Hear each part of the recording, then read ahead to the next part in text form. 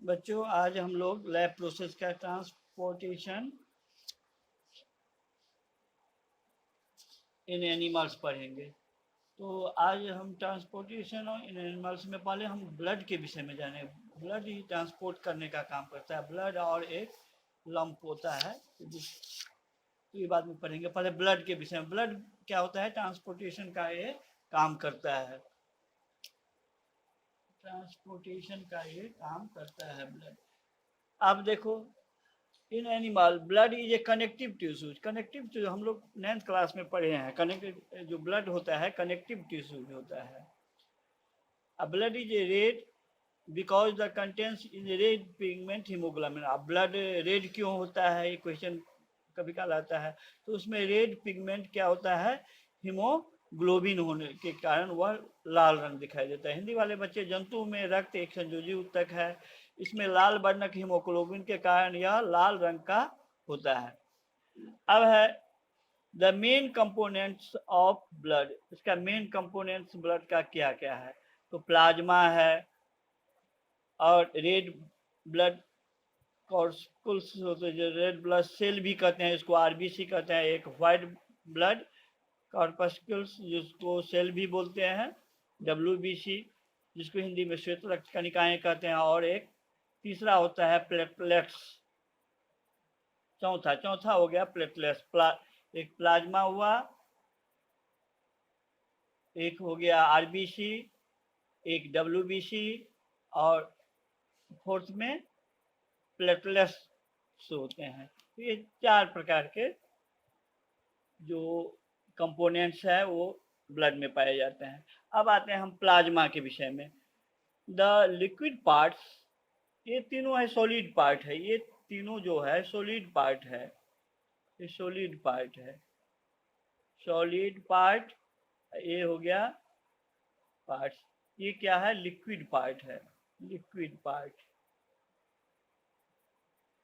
तो liquid parts, इसको fluid parts भी कहते हैं। और blood is called plasma.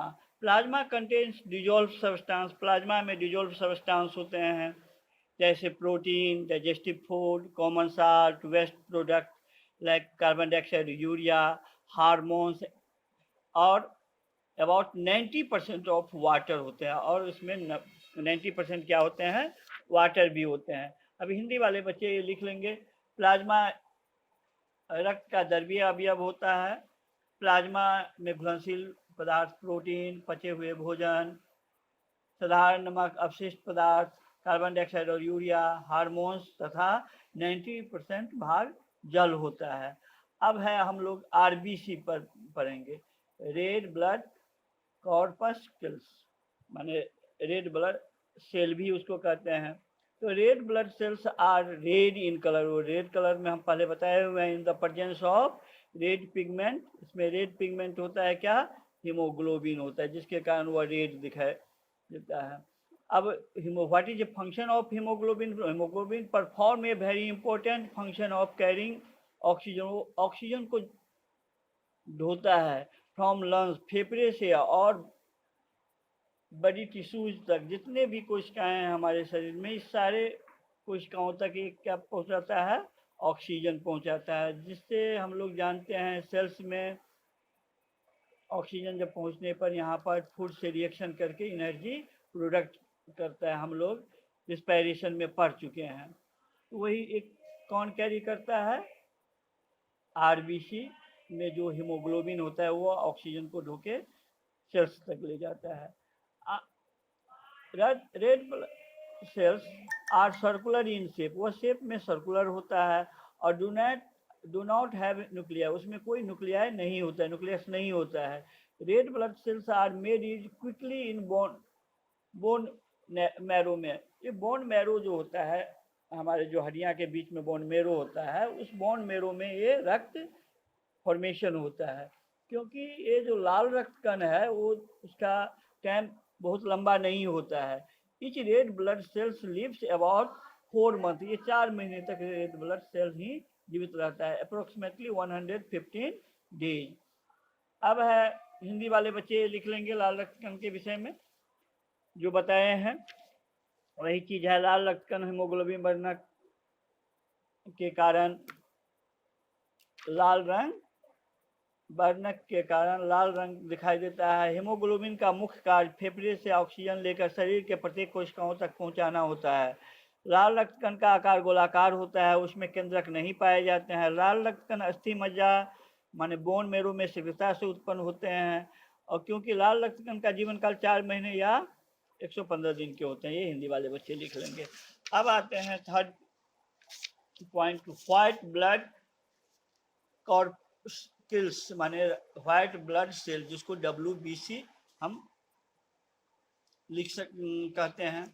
White blood sales fight infection, वो हमारे इन्फेक्शन जो हमारे जो इंसेक्ट हमारे शरीर में आ गया, चाहे वायरस या बैक्टीरिया, उससे ये लड़ता है। और प्रोटेक्ट अस डिजीज, और हमारे वह हमको डिजीज से प्रोटेक्ट करता है। White blood cells manufactures antibody, वो हमारे शरीर में एंटीबॉडी उत्पन्न करता है, जिससे हमको क्या होता है, इम्यूनिटी पावर बढ़ जाती है। वही है, this is responsible for providing immunity in our body due to its protect from disease. और हम उसे जब इम्यूनिटी पावर बढ़ने से क्या हो जाता है, तो डिजीज नहीं होने देता है शरीर में। White blood cells are either, ये स्फेरिकल भी होता है और रेगुलर शेप का, इसका कोई शेप नहीं भी होता है। स्फेरिकल भी बहुत से होते हैं, किसी का कोई ऐसा शेप नहीं होता है जो स्फेरिकल ही हो। All white blood cells have nucleus. RBC में न्यूक्लियस नहीं होता था, लेकिन WBC में क्या है, न्यूक्लियस होता है। अब है तुम्हारा, ये हिंदी वाले बच्चे लिख लेंगे, वही है, श्वेत रक्त कण कीटाणुओं से लड़कर हम लोगों को बीमारी से बचाता है। श्वेत रक्त कण हमारे शरीर में एंटीबॉडी या प्रतिजैविक उत्पन्न करता है, जिससे हमें रोग प्रतिरोधक क्षमता बढ़ाकर बीमारी से बचाता है। श्वेत रक्त कण गोलाकार और अनियमित आकार का होता है, कोई जरूरी नहीं है वो गोलाकार ही हो, उसमें क्या पाए जाते हैं, केंद्रक पाए जाते हैं। अब प्लेटलेट्स, प्लेटलेट्स ये जो थर्ड फोर्थ है इसमें जो कंपोनेंट, प्लेटलेट्स का क्या फंक्शन है। Platelets are a tiny fragment of a special, एक स्पेशल सेल का एक छोटे छोटे टुकड़े होते हैं जो बोन मेरो में ही बनता है। Platelets do not have nucleus, platelets को भी कोई न्यूक्लियस नहीं होता है अपना। Platelets help to coagulations of blood, वो ब्लड को कोगुलेट करने में माने थक्का बनाने में ये मदद करता है। Clotting of blood in cut और वनडेड, जब कहीं पर घाव से ब्लड निकल जाता है या कटने से कहीं पर रक्त निकल रहा है, ब्लड निकल रहा है, तो वहाँ पर ये क्लोटिंग करके उस रक्त को बंद कर देता है। वही प्लेटलेट अस्थि मज्जा में विशेष कोशिकाओं के छोटे छोटे टुकड़े हैं, उसमें केंद्रक नहीं पाए जाते हैं। प्लेटलेट शरीर के कटे हुए भाग से रक्त बहने पर रक्त का थक्का बनाने में मदद करता है, जिससे रक्त बहना बंद हो जाता है।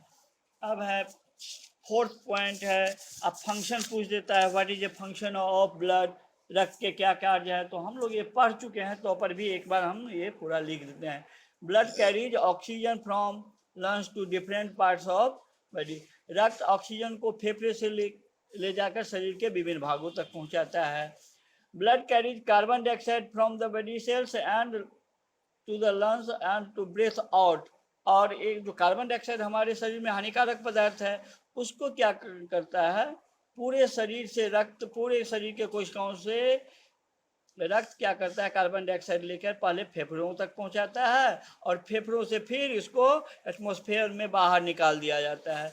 Blood carries digestive food from small intestine to all part of the body. हम लोग डाइजेस्टिव सिस्टम में पढ़े हुए थे, जो स्मॉल इंटेस्टाइन में क्या होता है, सारे जो कार्बोहाइड्रेट है, प्रोटीन है, फैट्स है, इस सब का एब्जॉर्प्शन होता है, वहाँ से ब्लड ही पूरे शरीर को पहुँचाता है। तो वो काम भी क्या करता है, ब्लड का ही काम है। तो वही लिखे हैं, हिंदी वाले बच्चे लिख लेंगे, रक्त पचे हुए भोजन को शुद्धांश छोटी आंत से लेकर शरीर के विभिन्न भागों के कोशिकाओं तक पहुँचाता है। ब्लड कैरीज हार्मोन्स, हार्मोन्स को ढोने का काम करता है, जैसे वृद्धि हार्मोन्स, उसको प्रत्येक अंग में पहुंचाता है। बहुत से हार्मोन्स होता है, एड्रिनल से एड्रिनल हार्मोन्स निकलता है, सबका हम लोग आगे फंक्शन पढ़ेंगे, अगले चैप्टर में है। तो उस सारे हार्मोन्स को रक्त जो ब्लड होता है वो पहुंचाता है उस के ऑर्गन्स में जहां पर उसकी जरूरत है। अब है blood carry the waste product. Waste product को भी हमारे शरीर से बाहर निकालने का काम वो क्या करता है, ब्लड करता है। जैसे यूरिया है, वो लीवर से लेके को लीवर से यूरिया लेकर कहाँ तक लाता है, किडनी में, और किडनी से फिर यूरिन के साथ वह बाहर यूरिया निकल जाता है। तो वही है, blood regulates the body temperature. Body temperature को भी मेंटेन करने में भी रक्त हमारे महत्वपूर्ण योगदान करता है, जिससे हमारा शरीर का तापमान 37 डिग्री सेंटीग्रेड रहता है। तो ये सब तुम्हारा क्या हो गया, फंक्शन ऑफ ब्लड हो गया। अब एक चीज़ और है जो हमें कभी काल ये बहुत इम्पोर्टेंट है, ये कभी काल पूछा जाता है, सीबीएसई भी एग्जामिनेशन में हम देखते हैं पूछते हुए। लम्प यानी लसिका, वो भी एक कनेक्टिव टिश्यूज है, वो भी ये धोने का काम करता है। जैसे ब्लड धोने का काम करता है, वैसे ही जहाँ पर ब्लड नहीं पहुँच पाता है वहाँ पर लम्प की जरूरत होती है। लम्प वहाँ पर ये भोजन और ये क्या कहता है, जितना प्लाज्मा को पहुँचाता है।